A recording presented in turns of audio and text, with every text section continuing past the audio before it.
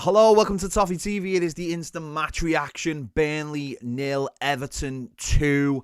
4 wins in a row. 4 away wins in a row. And I don't know if we do know the meaning of losing. That's all I can take from where we are right now. But listen, another fantastic win for the Toffees. Great for the travelling Toffees who have suffered for so much in the last few years. And yeah, we just keep on rolling on, don't we? And 26 points in reality is what we've earned this season. Okay, the table might say 16, but it is 26, which would put us on the same points as Brighton. But even with 16 points, that's actually better than I think the last couple of seasons, isn't it? Or certainly last season. And it was just a really good, well executed win. Let's be honest. It was just a really, there was a lot. I must admit I worried a little bit about this game in terms of just mentioning like the banana skin factor. You've just won 3 in a row. That banana skin factor, and even sort of people trying to, the commentary and stuff on the game, people trying to build it up to something it wasn't in terms of Burnley, almost like making out like they were the form team, which I found a little bit mad. Obviously, football is all about narratives. The Premier League is all about narratives, creating these amazing narratives is what sells games, isn't it? But listen, I mean, first of all, to have to change the defence the way it was, for Michael Keane to come in, for Patterson to come in, for Ben Godfrey to come in, 2 really important players in Branthwaite and Michalenko going out. I thought we showed extraordinary resilience. The first 5 minutes we were, not shaky. The word's not shaky, wouldn't be right. We felt our way into the game, like we do a lot of the times when we play away. We do feel ourselves into the game, and that was probably why we got beat by Man United so convincingly score-wise, is because we never got through the first 5 minutes. But we got through in obviously a different shape, and then we grew into the game, and then we just took over the game. And obviously we should have scored from Dominic Calvert-Lewin, and then we scored from the set piece afterwards, and Michael Keane has scored. But I just think for those 2 players, certainly Michael Keane and Ben Godfrey, that's huge. That for them, that's huge tonight, because obviously a lot of talk as well about this week was who'd replace Branthwaite, and I think all of us as fans were a little bit worried and a little bit obviously dismissive of both of them. Which one would it be? And the fact that both of them have come in and played a major part in this win as well. They've both played a major part. Michael Keane getting the second goal was obviously huge, but he was good during the game as well, very dominant in the air. But Ben Godfrey's clearance, tackle, whatever you want to call it, at on the edge of half time, it is a huge moment in the game. If that goes in, then obviously we're all feeling a little bit down. We've absolutely bossed that first half. To go in, if we'd gone in at 2-1 right on half time, that gives them a lift. That that might make us feel a bit nervy. But for him to make that save and tackle was huge. Keeping the clean sheet, again, massive part of the game for us, confidence-wise, for everybody. It's what these wins are based on, aren't they? These wins are based on those clean sheets. It's the defence that we've got. And we saw that more in the second half, which we'll talk about in a minute. But I think huge moment for Michael Keane and Ben Godfrey. And delighted for them both, because both of them have had to sit there and wait. The manager doesn't like making changes, and obviously you wouldn't really bring centre-backs on during the game. But both of them have showed a really good level of professionalism there to come in and have really good games. And I thought it was really good towards the end as well. Ben Godfrey was talking to Dobbin, saying to him, like, calm down, I think, a little bit. Dobbin, towards the end of the game, sort of was giving the ball away quite a lot. And I think he was just saying to him, just calm down a little bit. Just play the first pass or whatever. But to see that little bit of experience, because you all do wonder, everyone wonders, what do these players feel like when they're not playing? Do you feel like they're fed up? Do you feel like, they want to leave? Do you feel like they hate the manager? They hate, just want to go? But at the end of the day, the professional footballers, they train all week. They've got to appreciate that the 2 have been in there, have been excellent.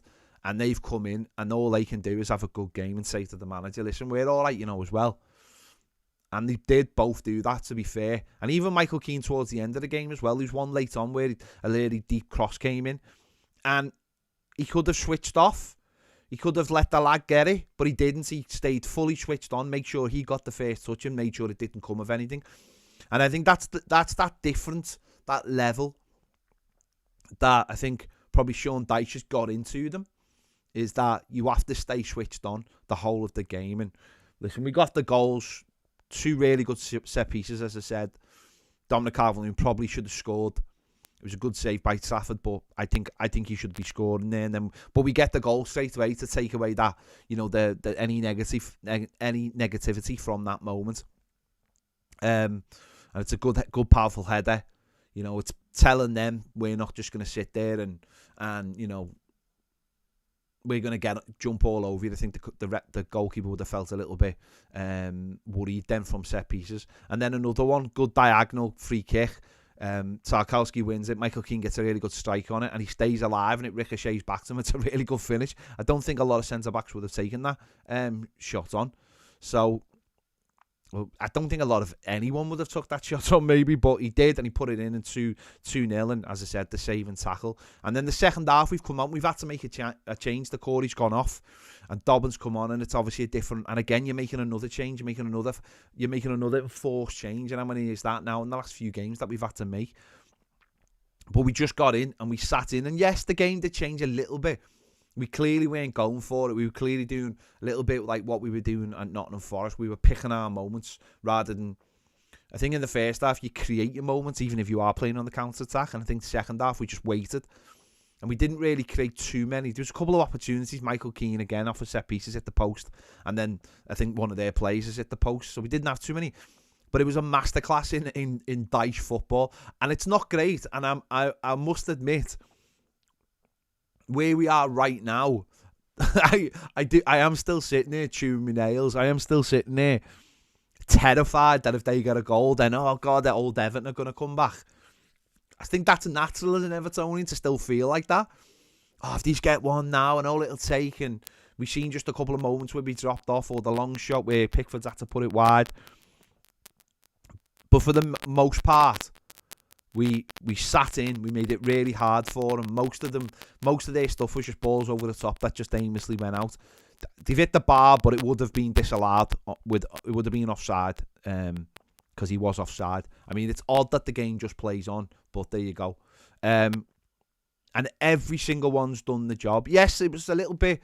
We didn't quite have the out ball. We didn't quite have the second ball with the Corey not being on the pitch, and Harrison and McNeil sort of had to change roles slightly. And does Dobbin hold the ball up as well? No, he doesn't. But he's learning. He's a kid. He's learning how to big. I mean, what does that say to them what does that say to the kid if the manager is sending him on at half time? What does that say? That's a huge acknowledgement to him as well, because he could have brought Beto on maybe and gone play, because we're 2-0 up. He could have brought Beto on instead of playing a player off him. He could have brought Dan Juma on.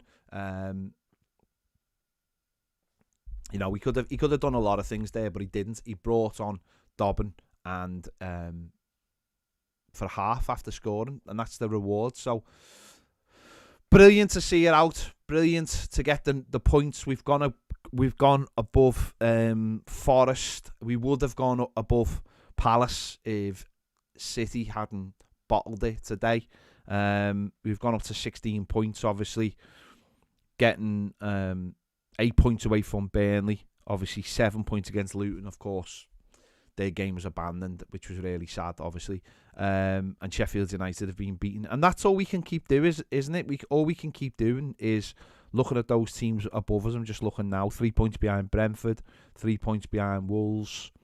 3 points behind Burnley, who obviously involved in that game today. Just keep ticking them off. Just keep ticking those games off. Tough one, of course, next week against the next two are tough. But we've given ourselves a little bit of breathing space, haven't we, by winning those games, and obviously going getting 12 points now. out of 15 since the points deduction. Just been massive for us. And I think everyone looks at us. I think we look at it ourselves and go, God, we've got a decent team here. And, you know, that comes from the manager, doesn't it? You know, I have said things, but the manager has proved that he is well in control of the situation. And everyone just fights. Like James Garner today, all over the pitch, just making sure that people don't get anything clean. McNeil was the same. Jack Harrison was the same. Patterson at times. Every single player just like, no, we're not going to give these an easy ball out. And actually, can we take the ball off them as well? Even late on, Beto nearly took the ball off the goalie. Unlucky that the ball just bounced the wrong way. Or otherwise he would have had an open goal, because he was, as Michael Owen would say, he was brave enough. He was brave enough to throw those apples in the bin. He was brave enough. So, no, all round, just a brilliant performance. And again, possession-wise, I think it was 37% on the possession today. So again, we've allowed Burnley to have the ball, and they didn't do anything with it. As you know, the only opportunity, real clear-cut opportunity, was obviously the one in the first half that Ben Godfrey's cleared from, and that we did get caught a couple of times on the high line. They were playing it down the channel, and trying to get in to the side of James Tarkowski, and it was that one moment he played the long ball, no one tracked the run, and he puts it across, and but Ben Godfrey's done what he's there to do, and it was huge. But as I said, every single player, you know, you could look at Dom today and say, oh, he's had a quiet game, or he hasn't done enough, but he worked as hard as he could. He worked their centre backs. He didn't give them an easy time, and they all did the same thing. You know, McNeil, as I said, maybe should he have scored from the header in the first half? Great ball in by Patterson, by the way. Sorry for the Don one. And then he gets his opportunity and at the back post, and I don't know. Could he have steered it? But I don't know. But what's great as well is the team spirit. Obviously, is there. Team spirit. Every single player, the manager's is getting everything out of every single player at the moment, and you can see who's not doing it on the training pitch, obviously, by who's not coming on. Who does the manager trust? Well, he's put his trust in Dobbin today. He's put his trust in Michael Keane and Ben Godfrey, because obviously he had to. Patterson started at right back, and he's done his job. And he just trusts play, and you can see the trust he's put in players like James Garner, and he's getting it back in spades. As I said, I thought first, it's difficult second half because they're doing a defensive job. They're blocking the passing lanes. They're doing what they need to do. David Kelly says the way we're playing reminds me of AC Milan 88 and 90. Yeah, what? Yeah, take that. Marco van Basten up front. Yeah, and obviously we've got Tuesday night now, which is a tough game. Fulham got beat today. They've played 70 minutes with 10 men, and obviously Jimenez will be missing the game on Tuesday night. Obviously, we don't know the situation with Abdoulaye Doucouré, what his condition is, but we will have Garner back. We will have Jared Brantwaite back. Who knows what Michalenko's condition is? Who knows what the two right backs are? But Patterson can stay in as right back. Hopefully, if Michalenko can get back, then he plays at left back. You've got Brantwaite, so you've got a decent back four there. You've got James Garner, you've got Onana, playing well again. You've got, as I said, a Gisagana Gay back. Doucouré, who knows whether it was just a precaution. Maybe Tuesday will come too early for him. I don't know. But we'll wait and see. But there's a little group there, isn't there? There's a little group. The squad mightn't be huge, but there's a little group there who are all putting it in for Everton. And I think as Evertonians, that's all we want, isn't it? And to see the players go over to the fans. And I don't like this thing, by the way, of it's losing 10 points is galvanisers, because as everyone quite clearly keeps on pointing out, we were doing all right. We'd already turned the corner, hadn't we, before the points deduction. We'd already beaten Palace. We'd already been to Brentford. We'd beaten Villa in the Cup. beating Bournemouth. We'd already turned that corner. But I think what it has given us is it's pulled us all together, hasn't it? Which has been missing for absolutely ages. Absolutely ages, that the club and the fan base and the team have just not been together for some time now. And this is genuinely the first time for a long time. And I've seen, like, this week, I've seen, like, loads of clips and videos of, like, it's 10 years since, like, we went to Old Trafford and got the win. And the same week we went to the Emirates and we got a draw. And we had that, like, the Christmas video out and all that. And everyone just felt like they were pulling in the same direction. And yes, you can win games. And yes, you can have a team that you like and stuff. But is everyone on the same page? And it feels like a lot. I don't know whether you go back that far. Other people might disagree. I don't know. But it felt like a while since we were all pulling in the same direction. So whereas I don't think the 10 points has galvanised us, I think what it's done is it's pulled us all together. And you're willing to just... I don't know about everyone else, but I mean, I'm one of the worst for it. I just... There's times when you hate everything, don't you? And if things aren't going well on the pitch, and even if things are going well on the pitch, you just hate... things just couldn't just wind you up. But I think at the moment it doesn't matter, does it? It doesn't matter. You just, if the club say something, you go, yes, mate. Or if a player gets picked, you go, yes, that's just the manager. It doesn't really matter, and that's the way everyone feels at the moment. Whereas when other things are going on, you want to just kick off. You want to be like, you want to just have murder with everything. And don't get me wrong, the club have brought that on themselves massively in the last few years by creating this. But I think we're all on the same page now, and I think that's massive, and it's massive to get not through this game today, but it's just massive to get that, to make sure a team that are around us in the league that we've comfortably beaten. And I think it sends a message to everyone that Everton are a good team, and you have to give us a little bit of respect when you play us. And I think that's a massive thing as well. And also with January coming up, I think players, if we are in the market maybe for loan players or whatever, then players might look over and go, actually, Everton are a decent club I could go to. Everyone seems to be in the same, on the fans seem to be having a great time. Managers getting the tune out of everybody. The players seem to be really enjoying it. I mean, that's the first thing I'd be looking at as a player come to Everton. I'd be looking at going, all these players seem like they're really loving this, and they're fighting, and every time you hear them talking interviews, they're really passionate. And if I was a player, I'd be looking at that and that's great. So whereas like last year when we lost Dan Juma because everything was chaos, maybe this time people, if we're going for someone might go, oh, yeah, I don't mind, I'll go to Everton because everything seems to be all right at the moment there. And long may that continue. That's all you can say, isn't it? Long may that continue. It's a great feeling at the moment, and I think we're even at that point of like, I don't want to bring it on, but we will lose games. Maybe we won't. No, but we will lose games. But I think even if we do lose games, I think if you lose it in a manner where like you're playing well, and it's just because I don't know they scored a worldie or they just happen to have a couple of more better players. Obviously that happens. Then you can say, well, we're doing well.